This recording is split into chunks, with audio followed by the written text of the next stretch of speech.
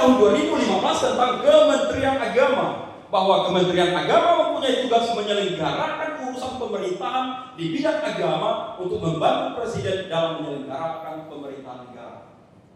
Ini orang-orang kemenak ini yang pakai baju itu. Kemenak beberapa lagi pemilu kita taat kepada peraturan menteri. Ya. Itu pos kita, menteri, samping Pak Presiden. Kita itu memiliki dua tuan, Bapak Ibu. Sebagai orang Katolik, bos kita adalah siapa? Yesus. Yesus Kristus di bawah apa lagi? Paus. Paus siapa lagi? Hierarki. Uskup. Termasuk kata kawan saya orang Nias, Bapak Oku, bilang Bapak Oku. Dia tidak bisa nyebut uskup. Bapak Oku. Nah ini pimpinan kita sebagai Katolik. Sebagai di pemerintahan kita taat kepada dan itu harus beri seimbang. Itulah yang saya nanti katakan 100% Katolik, 100% Indonesia. Seperti apa itu? Lalu Perpres 18 tahun 2020 tentang RPJM 2024, program prioritas memperkuat moderasi beragama yang bertujuan untuk menumbuhkan toleransi, kerukunan dan harmonisasi sosial menjadi tanggung jawab Kementerian Agama. Pikiran kita, Bapak Ibu. Kembali lagi dalam mukadimah saya tadi, dalam pembuka saya. Mengapa kami harus selalu menjelaskan tentang hal ini kepada umat? Karena memang atas perintah menteri. Kami orang vertikal. Apa kata menteri itu juga kata kita. Seperti orang Sanggau daerah saya katakan. Pada saat rapat, bla kata macam. Pak, kepala desa, bagaimana pendapatmu? Apa kata camat itu juga kata saya. Apa kata Kementerian Agama? Apa kata Menteri Agama itu juga kata kita. Harus perlu. Oleh karena itu maka sebenarnya ketaatan terhadap apa namanya sebuah ketaatan kolektif itu perlu menurut saya. Ya kan? Sejelek-jeleknya apa pasal prodi kita, orang Polres bilang kalau di prodi kita harus hargai. Jangan pernah kita jelikan pasal prodi kami begini. Waktu dia memimpin bisa, saya tahu tuh, tak mau saya hubungi. Kira-kira ke sini. Kita tuh prodiakon yang dia tidak suka juga.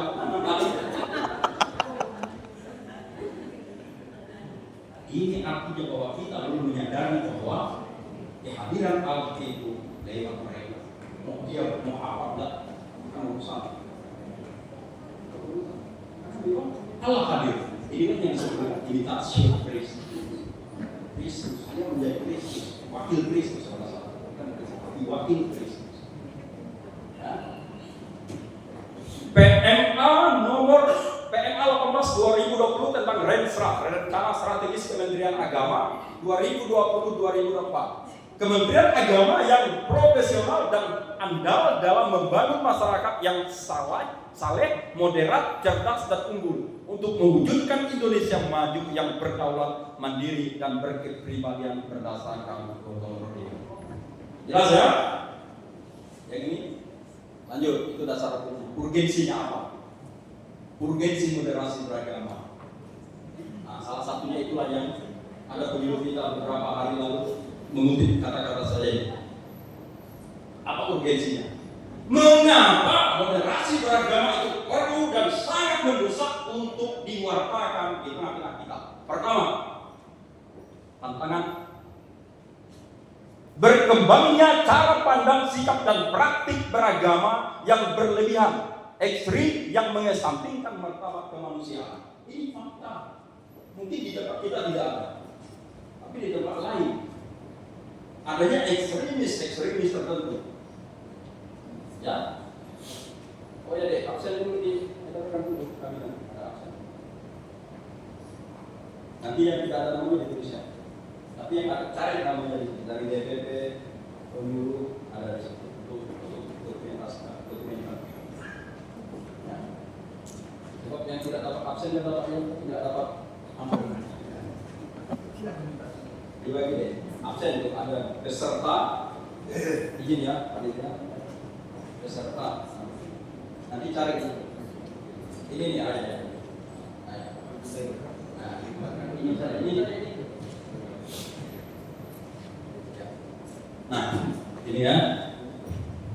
Yang kedua, oleh karena itu maka memperkuat esensi ajaran agama dalam kehidupan masyarakat. Apa esensi ajaran agama Katolik? Apa tadi esensinya? Kasih, damai dan keadilan itu. Lalu yang kedua, mengapa urgensi moderasi beragama itu sangat perlu? Mengapa moderasi beragama itu begitu penting?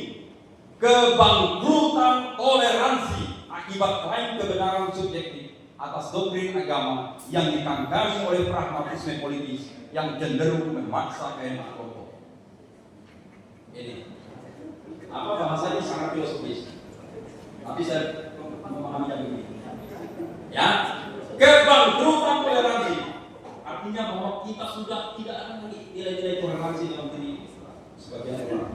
Tidak lagi memandang orang lain sebagai saudaranya. Bangkrut.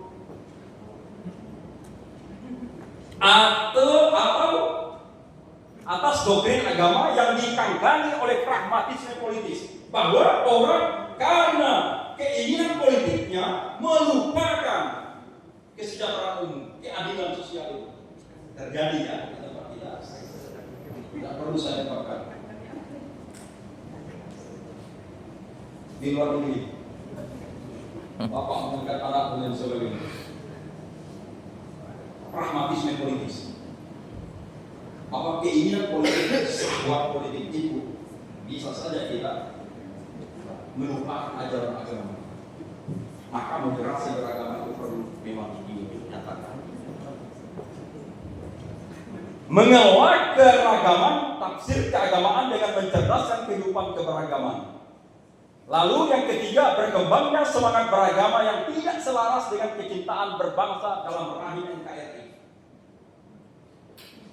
Berkembangnya memang benar, dia sangat beriman, tapi dia lupa bahwa dia tinggal dalam rahim kemajemukan pluralitas yang perlu juga menghargai religius agama orang lain, ekspresi iman orang lain. Dosen Islamologi saya sekarang Uskup Agung Antalvina, dia dapatan di Bandung, seorang doktor Islamologi, dia dapat jadi uskup. Dia katakan sebenarnya, manakala orang tidak toleran, karena dia sebenarnya tidak pernah mau belajar tentang orang lain. Benar tak Bapak Ibu? Manakala Yosef selalu menjelekkan Pak Ikhwan, Ikhwan itu begini, sifatnya begini, karena dia tidak tahu siapa sebenarnya Pak Ikhwan. Tapi kalau dia tahu Pak Ikhwan itu sifatnya begini, maka dia ya satu itu memang tak begitu sifatnya, kita saja yang harus memahami itu sebenarnya. Kita dengar maaf suara azan, bikin pusing saya, capek saya. Karena kita tidak tahu sebenarnya arti itu apa. Oh, dia mengajak kita, tolong ingat sholat, tolong ingat doa, tolong ingat berdoa jam sekian, Angelus. Itu sebenarnya. Tapi kalau kita tidak mempelajari itu, kita menganggap sebagai hambatan di Filipina atau bahkan di Polres ya. Ya Pak, misalnya kalau jam 12 itu dulu begitu doa Angelus, mobil semua berhenti. Mau lampu merah berhenti, doa Angelus dulu. Itu artinya apa? Kalau orang yang merasa dari agama lain tidak menerima, apa orang ini saya mau cepat ini, kebalik mau ke WC, tiba-tiba Angelus dulu. Nah ini penghargaan terhadap nilai-nilai agama. Maka kondisi kebangsaan dan keagamaan Indonesia adalah negara yang bermasyarakat religius dan majemuk. Meskipun bukan negara agama, masyarakat lekat dengan kehidupan beragama dan kemerdekaan beragama dijamin oleh konstitusi, menjaga keseimbangan antara hak beragama dan komitmen kebangsaan menjadi tantangan bagi setiap warga negara. Maka arahnya ke sana, moderasi beragama bertujuan supaya orang toleran, harmonis dan damai. Toleran dalam arti positif ya, Bapak Ibu. Jangan juga toleran. Lihat orang misalnya di depan gereja atau di depan masjid jualan, toleran apa? Biar habis itu. hal-hal yang perlu juga ada suatu saat gaya kritis kita harus ada juga menjelaskan ini. Karena toleransi tentu saja memiliki koridor tertentu, batas-batas tertentu. Ya. Moderasi beragama merupakan perekat antara semangat beragama dan komitmen berbangsa di Indonesia.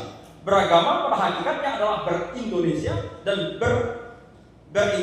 berindonesia itu pada hakikatnya adalah beragama.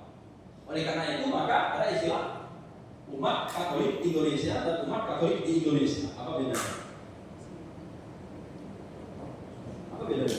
Umat Katolik Indonesia dan umat Katolik di Indonesia. Kita ini umat Katolik Indonesia atau umat Katolik di Indonesia? Umat Katolik Indonesia. Umat Katolik Indonesia. Umat Katolik Indonesia. Umat Katolik Indonesia.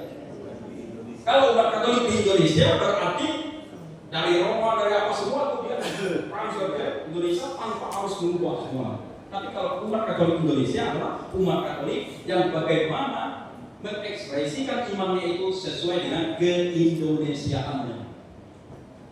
Maka pada saat ibu mulai meliuk-liuk membawa persembahan, Bapak Paus bingung. Karena ini, tapi karena umat Katolik Indonesia, ini dia keragaman itu perlu. Ya kan? Lanjut. Dan jam berapa? Lanjut Pak. Harmonisasi relasi agama dan negara. Penguatan moderasi beragama pada dasarnya adalah menghadirkan negara sebagai rumah bersama yang adil dan ramah bagi bangsa Indonesia untuk menjalani kehidupan beragama yang rukun, damai, dan makmur. Maka muncul agama dan politik, menjadikan nilai agama sebagai falsun politik, bukan mempermainkan agama untuk kepentingan politik. Dasar falsun menjadi dasar. Maka orang Katolik biasanya orang kita yang para anggota politisi yang beragama Katolik ya pasti harus ingat ajaran iman Katolik itu sendiri. Berpolitik sesuai dengan ajaran iman kita. Apakah Yesus berpolitik? Iya. Apakah Yesus korban politik? Iya. Tahu nggak kenapa Yesus disalibkan? Karena dia korban hoax dari Farisi. Orang ini katanya ini yang akan melihat orang, membangkitkan orang dari mati, menyembuhkan orang sakit. Padahal dia ini adalah dukun palsu. Oh, orang seperti ini dalam tradisi Yahudi harus dihukum, dan hukuman mati dalam tradisi Yahudi paling setara itu adalah salib. Ini dia. Maka Yesus adalah korban politik. Ada di buku Pastor William Chandler bagus. Yesus dan politik. Nah, agama dan layanan publik menyelenggarakan pelayanan publik secara adil untuk memenuhi hak-hak sipil tanpa diskriminasi. Ini ideal sekali dari Bapak Ibu. Jangan ditanyakan, Pak, kok pernah saya kerja dalam sipil? Saya dilihat karena nama saya begini, betul nanti apa itu? Di luar tidak. Begitu nama tunggu. Ini kan kasus. Tidak bisa juga kita ambil bahwa fakta itu ada, tapi bukan berarti kita menggugat fakta. Kita justru harus mengubah fakta itu, dan kita inilah yang akan menjadi mengubah fakta itu menjadi lebih baik. Agama dan ekspresi publik memberikan kebebasan mengekspresikan agama di ruang publik sesuai koridor publik. Saya kira di sini tidak ada masalah ya. Tidak masalah di sini. Mungkin di tempat lain. Barangkali karena memang saya tanya dengan kawan-kawan saya yang dari agama lain. Tapi sebenarnya tidak ada ajaran begitu. Tapi setiap agama itu pasti memiliki pasukan khususnya. Pasukan khusus ini kan kadang-kadang sangat sangat fundamental. Sangat fundamental. Ada kawan saya preman kelas kakak, kerjanya mabuk saja. Tapi jangan coba-coba mau membangun rumah di gereja. Dia nomor satu. Artinya apa? Orang-orang fundamental semacam ini yang harus memang diingatkan mereka bahwa Jangan hanya mampu membela agama, tapi ekspresikan agama itu dalam kasih, dalam hidup. Lanjut Pak. Muatan pesan keagamaan dalam moderasi beragama, memajukan kehidupan umat manusia, menjunjung tinggi keadaban mulia, menghormati harkat martabat kemanusiaan, memperkuat nilai moderat, mewujudkan perdamaian, menghargai kemajukan, dan menaati komitmen berbangsa. Ini ada 7. Sebenarnya judul-judulnya itu sudah jelas ya, tidak perlu saya jelaskan lagi. Lanjut. Relevansinya bagi umat Katolik. Nah, ini tadi yang saya katakan. Menjadikan umat Katolik 100% Katolik dan 100% Indonesia. Pak, itu salah. Kenapa salah? Mana mungkin 100% dibagi 100? Harusnya 50-50. Kita tuh terbagi bro. Cinta iman tidak bisa dipersenjakan.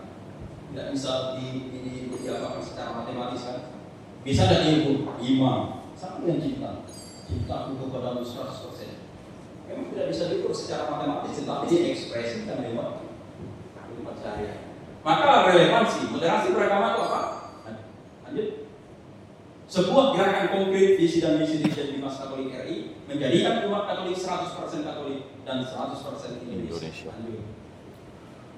Visi misi Dimas Katolik dan kebijakan-kebijakannya apa? Lanjut. Nah, ini visinya terwujudnya masyarakat Katolik yang 100% Katolik dan Pancasilais dalam negara yang berbineka tunggal ika. Ingat tak, siapa dulu pahlawan nasional yang adalah juga kardinal? Ini dari sini dikutip. Ini luar biasa, sampai sekarang masih dipakai pendapatnya.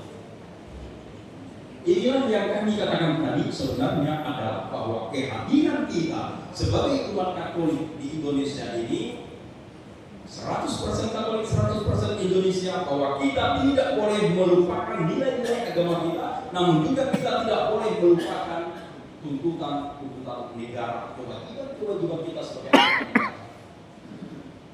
Lanjut. Bertolak dari visi di atas, kita dapat memahami bahwa umat Katolik Indonesia memiliki 2 kewarganegaraan. Saya pernah ditanya, Pak, warga negara gereja apa maksudnya? Ini bukan dalam arti bahwa 2 kewarganegaraan ini yang negara dalam diartikan secara sipil, tidak, yaitu warga negara Indonesia dan warga gereja. Kemudian 2 kewajiban, yakni kewajiban terhadap pemerintah Republik Indonesia dan Tuhan, tetapi keduanya ini harus diwujudkan dalam kedaulatan dan keutuhan hati, karena keduanya memang satu keutuhan pengabdian. Begini Bapak Ibu, saya kira sangat jelas ini maksudnya, bahwa hari Minggu tuntutan gereja ikutilah, tuntutan pemerintah ikuti juga. Karena kalau tidak diikuti, bagaimana mungkin kita membuat KTP? Memangnya Bapak Uskup yang menandatangani KTP kita? Kan pemerintah kok.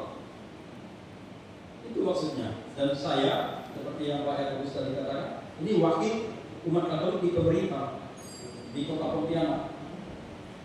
Jadi kalau ada hal-hal yang menyangkut pembangunan gereja, pendirian rumah ibadah, atau hal-hal lain yang menyangkut kegiatan gereja, itu memang harus ada rekomendasi dari kami. Oleh karena itu beberapa tahun lalu ada beberapa kawan kita yang dari DPP yang meminta rekomendasi kami supaya Kesra itu mencairkan bantuan. Ada tidak kemarin yang dari DPP DPP Selamat, ada lagi yang dari DPP mana yang kemarin? Sembi kalau tidak salah. Sisilia. Ada yang minta rekomendasi kami karena itu tuntutannya. Karena tanpa rekomendasi itu tidak bisa dicairkan bantuan dari pemerintah. Artinya apa? Bahwa kita selain sebagai 100% Katolik, kita juga 100% warga negara yang taat kepada bangsa dan negara ini. Tidak bisa kita hanya menjadi Katolik saja. Lanjut. Keberadaan umat Katolik harus dapat menempatkan diri sebagai warga negara Indonesia dan gereja dalam posisi yang tepat. Posisi yang tepat apa maksudnya adalah inilah moderat. Jangan memaksa kehendak. Apa yang menjadi tuntutan negara ikuti. Apa yang menjadi tuntutan gereja laksanakan. termasuk juga masalah perkawinan kan. Masalah perkawinan kan. Nah, ini nanti tahun depan ada yang di bagian PKP kan di sini. Persiapan kursus persiapan KPB. Kursus persiapan perkawinan ada nggak? Tahun depan dari Dinas Katolik akan ada bantuan untuk khusus persiapan perkawinan buat proposal. Ya.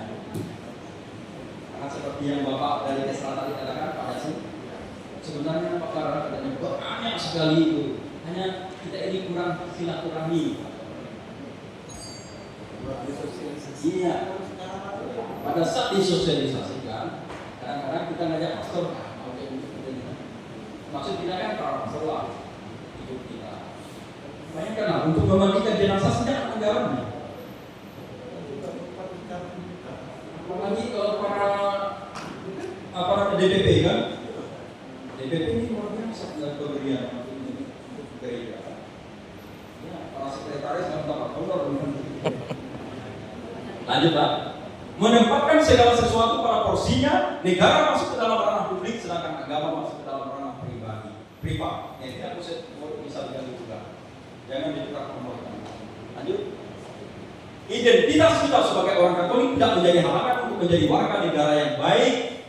Sebagai warga negara Indonesia, umat Katolik hendaknya melakukan kewajiban sebagai bentuk pengabdian mereka kepada bangsa dan negara, sehingga peran sekecil apapun yang umat Katolik lakukan menjadi pemikiran, sikap, sumbangsih dan peran konkret mereka di tengah masyarakat Indonesia. Selanjutnya, upaya tersebut juga dalam rangka pengabdian umat Katolik kepada Allah sebagai warga gereja, warga kerajaan Allah sejati. Lanjut. Nah, ini misinya. Mengajak masyarakat Katolik untuk berperan secara aktif dan dinamis dalam mencapai tujuan pembangunan bangsa. Ini misi Kementerian Agama. Lanjut. Nah, sebagai anggota gereja yang tidak terlepas dari gereja universal. Nah, itu saya katakan tadi, gereja Indonesia yang adalah salah satu bagian dari gereja universal, gereja seluruh dunia. Jadi kita pilih ini. Bacaan hari ini seluruh dunia sama. Hanya bahasa yang berbeda ya. Tidak mungkin dia pakai bahasa kami, bahasa Jawa kata Agus. Tak tahu Bapak sudah. Nah, menghadapi fakta yaitu perkembangan dan kemajuan teknologi yang semakin progresif. Lanjutkan. Kata kunci dalam misi ini adalah aktif dan dinamis. Aktif berarti masyarakat Katolik lewat profesi masing-masing terpanggil untuk memperjuangkan nasib bangsa ini secara kreatif dengan turut serta secara penuh dalam pembangunan bangsa yang dijalankan oleh pemerintah Indonesia, serentak juga dengan setia untuk mengumandangkan suara profetisnya di tengah-tengah masyarakat. Bapak Ibu, jangan pernah merasa bahwa kita ini orang Katolik yang tidak berdua berusaha dan bangsa, apalagi dari gereja. Sekecil apapun kehadiran kita, Mary setiap hari Selasa dan ini memberikan budaya yang saya tahu dari selama istirahat saya lakukan selama ataupun dia memberikan kegiatan misdina. Jangan kita berpikir bahwa itu tidak ada peran kita, luar biasa peran kita. Anak perdiakon luar biasa, para guru, penyuluh luar biasa perannya. Yang penyuluh ini makin turun heran saya. Dari 29 yang aktif hanya 21 sekarang. 8 orang itu tertahan anggarannya, tidak bisa dibayar. Saya bingung mau dikasih kemana nanti ini. Karena hidup tapi tidak jelas kemana orang itu. Memberikan informasi ke kita pun tidak ada. Honor mereka tidak banyak, 1 juta saja 1 bulan. Tanpa dibentuk pajak. Tapi kita maksud saya ini laporan gampang dengan saya. Sama Katolik bagi saya. Jangan buat laporan dulu bagus, nanti bisa dipakai. Ini buat itu pun tidak mampu. Akhirnya apa kata Pak Dodi Mas sama mereka? Ada Dodi Mas kita. Kalau begitu, potong saja, saudara. Memang mengasih. Akhirnya penyuluh kita itu dikurangi. Nah, baik yang tidak. Kalau guru, saya tidak berani komentar itu. Pak pengawas kita saja. Pak Priyadi ini penguasa guru. Jadi kota Pontianak dia semua penguasa. Kasihan. Tapi orangnya luar biasa, sabar. Ya, ini para guru, nanti kita saling membahas para guru juga. Dan juga informasi penting. Jangan mendiamkan permasalahan para penggiat DPP. Saya sangat ingin nanti suatu saat kita berkumpul seluruh DPP. Anggaran tidak ada. Boleh kita adakan nanti di rumah. Saya akan mengirim kemarin ya. Nanti para petinggi DPP. Lanjut. Dinamis merupakan sebuah sikap dasar yang senantiasa bergerak maju secara aktif, mampu membaca tanda-tanda zaman untuk mengisi pembangunan bangsa dan negara secara kontekstual. Maksudnya adalah kita sebagai orang Katolik ini kreatif masalah ini menciptakan kontekstual, konteks sesuai dengan teks kan. Saat ini di Teknu sekarang saya pernah dulu di luar negeri seorang guru yang langsung saya Pak katanya meskipun Bapak pimpinan saya sudah 30 tahun mengajar, saya tahu katanya apa yang saya ajarkan begini. Oh ya, kalau begitu Bapak tahu nggak tentang merdeka belajar? Nah itulah kerjanya pemerintah yang baru-baru. Pemerintah salah. Maksud saya itu kontekstual, dinamis, kita harus mengikuti perkembangan. Kalian pemerintah suka ngatur-ngatur, buat aturan yang aneh-aneh katanya. Susah kalau kita ngatur guru yang sudah pensiun ini. Maunya saudara dia. Tapi pandai dia nyebut kita. Kadang-kadang dia ajak kita makan. Bawa buah, baca lupa kita. Gratifikasi yang tidak terduga. Lanjut. Sebagai orang yang dinamis, umat Katolik juga mesti memiliki mata yang tajam untuk menilai sebuah kebijakan serta mengkritisinya secara logis dan bertanggung jawab demi merekonstruksi suatu bangsa supaya menjadi semakin indah di hadapan sesama terlebih di hadapan Tuhan. Sebagai umat Katolik, jangan diam, bergerak, berani, kritik. Kalau dia katakan ya, kalau tidak katakan tidak, selebihnya dari tidak. Itu tugas kita. Semua kita adalah nabi. Ya kan? Apa tugas tiga itu? Imam, nabi, imam dan raja. Berkat baptisan kita memiliki itu. Sebagai nabi apa? Profes, mewartakan, mengkritisi bahkan apa yang tidak baik. Bahkan pastor kalau kita kritisi, jangan diam-diam. Tidak semua pastor itu mentang-mentang pastor orang semua benar, tidak juga. Saya pernah dikritik waktu rapat ini tidak di sini, tapi di luar negeri. Waktu saya rapat PBB. Jangan, apa kata pastor kita itu tidak lupa. Karena saya masuk ke DPP saya. Kalau begini bahaya. Apa tujuan DPP? DPP itu kan DPR. DPR parti. Kita punya kritik pastor hati-hati. Keuangan bagaimana? Ada selingan-selingan bagaimana? Kebijakan begini. Harus dengar kritik itu meskipun suara kita ini konsultatif sifatnya dan bertugas itu adalah ketua DPP. Makanya saya kadang-kadang perlu juga di negara ini. Ketua DPP jadi pastor. Dulu kan tidak. Sebenarnya namanya Dewan Pastor kalau ya kita lah masih ini supaya kita bisa melihat oh ini pastor. Apa kata pastor itu kata kita? Hati-hati. Kalau sudah pastor ngomong, benar. Pastor sentris. Waktu bisa lingkungan, yang mimpi itu makan pastor jangan marah. Merendahkan seorang pastor kan masuk bisa doa lingkungan bagi pastor ini. Tugas kita sebagai umat. Nabi, imam, apa tugas kita sebagai imam? Memuduskan. Imam cuma memimpin keluarga pada keputusan. Raja memimpin juga. Dalam arti positif. Ini tadi, maka kita harus berani mengkritisi. Jangan juga kita apa kata mereka itu pada saya. Lanjut. Nah, peran strategis Dimas Katolik dalam gerakan moderasi beragama. Apa peran strategis? Satu, arah pelayanannya adalah bonum komune. Inilah yang disebutnya kemaslahatan umum, kesejahteraan umum, kesejahteraan bersama. Sensus Katolikus dan karakter berbangsa. Sensus Katolikus itu bahasa Latin rasa kekatolikan. Rasa memiliki sebagai orang Katolik dan rasa kekatolikan.